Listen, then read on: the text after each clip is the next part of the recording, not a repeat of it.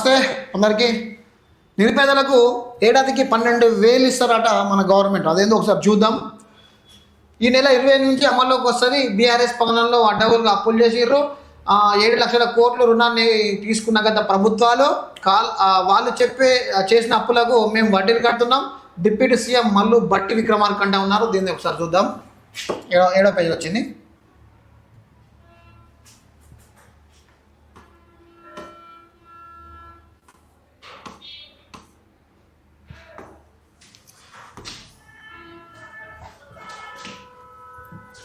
తెలంగాణ ప్రభుత్వం నిరుపేదలకు ఏడాదికి 12,000 అందజేస్తున్నట్లు డిప్యూటీ సీఎం బట్టి విక్రమార్క పేర్కొన్నారు. ఈ నెల 25 నుంచి దాన్ని అమలుకు చేస్తామన్నారు. ఆదివారం ఖమ్మంలో మీడియాతో బట్టి మాట్లాడుతూ బీఆర్ఎస్ పాలనలో అడ్డగోలుగా అప్పులు చేశారని, వాటి విలువ 7 లక్షల కోట్లు ఉందని వివరించారు. వివిధ శాఖల్లో ఉద్యోగులు దాచుకున్న డబ్బులను చూపించి కూడా అప్పులు చేశారని, వీరు చేసిన అప్పుల వలన ప్రతి నెల 541 కోట్లు అదనపు భారం వడ్డీ రూపంలో ప్రభుత్వంపై పడుతుందన్నారు. సోమవారం జరిగిన అసెంబ్లీ సమావేశాల్లో గత ప్రభుత్వం చేసిన అప్పులను బహిరంగంగా నిరూపిస్తామని, తమ దగ్గర లెక్కలున్నాయని డిప్యూటీ సీఎం తెలిపారు. ఎన్నికల ఇచ్చిన హామీలకు అనుగుణంగా ఏడాదిలోపు 21,000 కోట్ల రుణమాఫీ చేశామని తెలిపారు. ఇక ప్రతిపక్షాలు రోజు ప్రజల్ని మభ్యపెట్టేందుకు ఇష్టారీతంగా మాట్లాడుతున్నాయని మండిపడ్డారు. రాబోయే రోజుల్లో ఇందిరమ్మ రాజ్యం ప్రజలు సంతోషంగా ఉంటారని చెప్పారు. డైట్ ఛార్జీల పెంపు కారణంగా ప్రభుత్వం మీద భారం పడబోతున్నారు.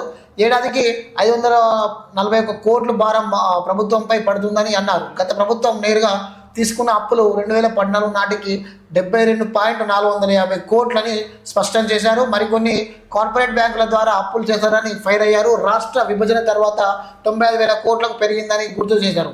రెసిడెన్షియల్ స్కూల్లో టాయిలెట్స్ సరిగ్గా లేవని, 10 ఏళ్ళ అధికారంలో ఉండి ఏం చేశారని బీఆర్ఎస్పై సీరియస్ అయ్యారు. రైతుల సన్నాలు పండిస్తే 500 బోనస్ వెంటనే చేస్తామని డిప్యూటీ సీఎం వెల్లడించారు.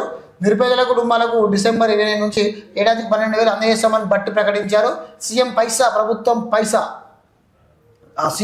ప్రభుత్వం పైన తప్పుడు కథనాలు ప్రచారిస్తే నమ్మేందుకు ప్రజలు సిద్ధంగా లేరు అన్నారు. అయితే ప్రతిపక్ష పార్టీలో వాస్తవాలు తప్పుగా చూపించే ప్రయత్నం చేస్తున్నారని బట్టి చేస్తున్నట్ట.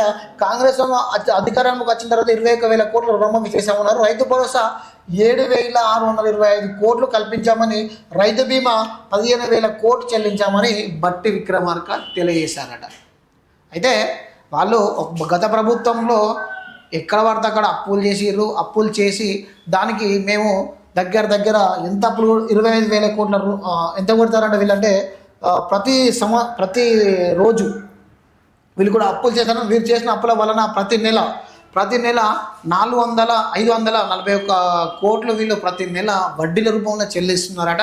సో అదేదేమైనా కానీ మన వాళ్ళు ఇప్పుడు ప్రజెంట్ ఏదేమైనా కానీ 12,000 రూపాయలు ప్రతి పేదోనికి 12,000 రూపాయలు అందిస్తూ ఉన్నారు. అట్లనే ఈ మహిళలకు ఇస్తా 2,500 కూడా కొంచెం ఇచ్చే ప్రయత్నం చేయాలి. బట్